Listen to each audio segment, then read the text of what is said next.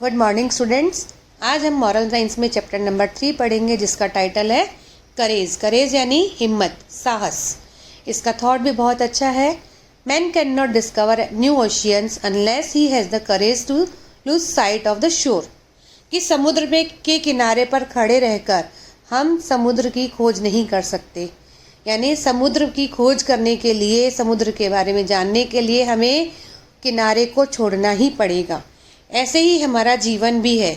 अगर हम आगे बढ़ना चाहते हैं तो हमें मुश्किलों का सामना करना ही पड़ेगा, हिम्मत कर रखनी ही पड़ेगी। इसके लर्निंग ऑब्जेक्टिव्स दिए गए हैं। Within us lies the answer to many troubles that we face in our lives। कि हम अपनी लाइफ में बहुत सारी मुसीबतों का सामना करते हैं। We should never give up in the face of difficulties। हमें कभी भी मुसीबत के समय हार नहीं माननी चाहिए। The spirit of challenging hardship and taking them on makes us truly great.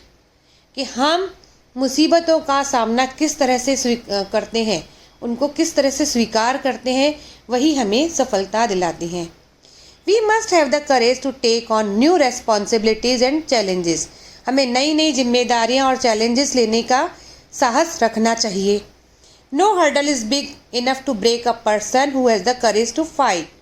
कोई भी मुसीबत इतनी बड़ी नहीं है कि जो इंसान उसका सामना करने की हिम्मत रखता हो उसे तोड़ दे। यानी मुश्किलें हमेशा ही टूट जाती हैं, हम मुश्किलों से पार पा सकते हैं। उसके लिए हमें क्या चाहिए? सिर्फ हिम्मत और साहस। इसकी बहुत अच्छी सी कहानी है। आपने रानी लक्ष्मीबाई का नाम सुना ही होगा, फ्रीडम फाइटर थी। उनके इस हिम्मत और साहस की कहानी को इस चैप्टर में बताया गया है। On November 19, 1835 Bhagirathi Bai gave birth to a girl in the holy city of Kashi. 19 नवंबर 1835 की बात है कि काशी शहर में भागीरथी बाई ने एक लड़की को जन्म दिया। The only child of Bhagirathi Bai and Moropan Tambe, the girl was named Manikarnika and lovingly called Manu। Bhagirathi by और मोरोपन तांबे, इन्होंने अपनी इस बच्ची का नाम मणिकर्णिका रखा और जिसे प्यार से वे मनु कहकर बुलाते थे। यानी रानी लक्ष्मीबाई के बचपन का नाम क्या था? मणिकर्णिका, और उसके पेरेंट्स उसे प्यार से बुलाते थे मनु। उनके माता पिता का नाम क्या था? भागीरथी बाई और मोरोपंत तांबे। उनका जन्म कहाँ हुआ था? काशी शहर में। When Manu was only 4 years old, Bhagirathi by passed away। Manu started living with her maternal grandparents who brought her up with a lot of care and affection। Manu जब सिर्फ 4 साल की थी तभी भागीरथी बाई यानी उनकी माताजी की मृत्यु हो गई और मनु अपने नाना नानी के घर पे रहने लगी, जिन्होंने कि उसे बहुत ही प्यार से पाल पोस कर बड़ा किया। Her maternal grandfather told little Manu the stories of the great Maratha warrior Shivaji and other famous heroes. उसके जो नाना थे वे उस छोटी सी मनु को मराठा के जो वीर योद्धा थे, शिवाजी, ऐसे प्रसिद्ध हीरो की कहानियाँ सुनाया करते थे। These tales of valor and courage instilled unshakable pride in her। और इन वीर योद्धाओं की वीरता और साहस भरी कहानियाँ उसने उसके अंदर भी ऐसा साहस और हिम्मत भर दी। At the age of 7, Manu was married to Raja Gangadhar Rao, the king of Jhansi, and renamed Lakshmi Bai by her in-laws। उस समय बाल विवाह की प्रथा थी, तो जब वो 7 साल की हुई तो उनका विवाह यानी उनकी शादी राजा गंगाधर राव के साथ कर दी गई, जो कि झांसी के राजा थे, और शादी के बाद उनका नाम लक्ष्मी बाई पड़ गया। Though still a young girl, she was full of pride। और वो पूरे ही हिम्मत और साहस वाली लड़की थी। In her royal household, she learned the skill of military warfare and horse riding। अपने बड़े से महल में वो वहाँ पर सैनिक शस्त्र विद्या और घुड़सवारी वो सीखती थी। She actively participated in simulated war exercises and even went for sports like big game hunting. वह कई तरह के जो युद्ध में काम आती हैं एक्सरसाइजेस, उसमें वो पार्ट भी लेती थी और बड़े बड़े गेम जैसे कि शिकार करना वो भी खेलती थी।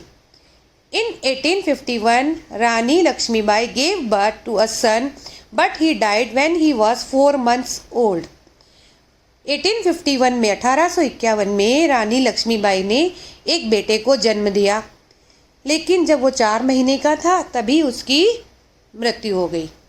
राजा Gangadhar Rao and Rani Lakshmibai feared the British, who had captured most princely states by then, would also annex Jhansi if it did not have a legal heir to the throne. राजा गंगाधर राव और रानी लक्ष्मीबाई भी थोड़ा सा घबरा गए, क्योंकि उस समय जो ब्रिटिश सरकार थी वो ऐसे राज्यों को अपने साथ मिला लेती थी जिनका कोई वारिस नहीं होता था। So the king and the queen adopted Damodar Rao as their son. इसीलिए राजा और रानी ने दामोदर राव को पुत्र के रूप में गोद ले लिया। But before the adoption could be approved by the British, Raja Gangadhar died in 1853। लेकिन गोद लेने के बाद से पहले ही, यहाँ ब्रिटिश सरकार के द्वारा मान्यता प्राप्त करने के बाद से पहले ही राजा गंगाधर राव 1853 में ही उनकी मृत्यु हो गई। Rani Lakshmibai sent representation to Lord Dalhousie in Calcutta to recognize Damodar's adoption, but the request was turned down. रानी लक्ष्मीबाई ने कलकत्ता में लॉर्ड डलहौजी के सामने दामोदर राव को गोद लेने की जो मंजूरी थी वो रखी, लेकिन उनकी इस रिक्वेस्ट को वापस भेज दिया गया। The responsibility of Jhansi was now on the shoulders of the queen. अब झांसी की पूरी जिम्मेदारी रानी के ही कंधों पर थी। In the absence of a legal heir, however the British decided to annex Jhansi and grant Rani Lakshmibai an annual pension of ₹5,000। अब जबकि झांसी का कोई वारिस नहीं था, ब्रिटिश सरकार ने झांसी और उसकी रानी लक्ष्मीबाई को 5,000 रुपये साल की पेंशन देने का फैसला किया। But the queen was too proud to let her state be taken over, so she revolted and with her revolted all her subjects. लेकिन रानी को अपने ऊपर इतना साहस था, हिम्मत थी, अपना गर्व था कि उसने इन सब बातों के लिए मना कर दिया। The British forces attacked Jhansi. तब ब्रिटिश सरकार ने झांसी पर आक्रमण किया, हमला किया। Though Rani Lakshmibai and her loyal soldiers put up a brave fight, the British were able to capture the fort of Jhansi because of treachery by some insiders. अब रानी लक्ष्मीबाई और उनके जो वफादार सैनिक थे वो पूरी ईमानदारी के साथ, हिम्मत के साथ उन्होंने लड़ाई लड़ी, लेकिन ब्रिटिश सरकार ने झांसी के किले पर अपना कब्जा कर लिया, क्योंकि उस किले में ही कुछ उनके गुप्तचर भी छिपे हुए थे जो कि उनको बार बार सूचना दे रहे थे। The attackers however were not able to capture Rani Lakshmibai, who along with her adopted son and a handful of loyal soldiers fled to Gwalior. लेकिन ये हमला करने वाले रानी लक्ष्मीबाई को नहीं पकड़ पाए, जो कि अपने उस गोद लिए हुए बेटे और कुछ ईमानदार सैनिकों के साथ ग्वालियर की ओर चली गई थी। The king of Gwalior was too scared of the British to give them refuge, but his soldiers refuse to fight Rani Lakshmibai out of sheer respect for the queen's valour. जो ग्वालियर का राजा था वह भी ब्रिटिश सरकार से बहुत घबराता था, इसीलिए उसने रानी को शरण देने से मना कर दिया। और लेकिन उसके जो सैनिक थे उन्होंने भी उसकी रेस्पेक्ट की और रानी के हिम्मत की सराहना तारीफ भी की। Rani Lakshmibai and her people stayed in Gwalior fort for some time, but the British got wind to this and attacked Gwalior too. Rani Lakshmibai और उनके जो लोग थे कुछ समय ग्वालियर के किले में रहे, लेकिन कुछ ही समय में ब्रिटिश सरकार को उनके बारे में पता चल गया और उन्होंने ग्वालियर पर भी हमला कर दिया। What then followed was one of the bloodiest battle of India at that time. ये जो भारत में उस समय सबसे ज़्यादा खून खराबे वाली लड़ाई हुई थी। Due to her weakened army and more advanced warfare of the British, Rani Lakshmibai was killed while fighting in the battlefield. अब रानी लक्ष्मीबाई की जो सेना थी वो बहुत कमज़ोर थी और ब्रिटिश सरकार की जो सेना थी वो बहुत एडवांस थी। इस कारण रानी लक्ष्मीबाई उस युद्ध स्थल पर यानी युद्ध भूमि में ही मारी गई। She was failed but not bend. वो मर गई लेकिन नहीं झुकी। She died a heroes death.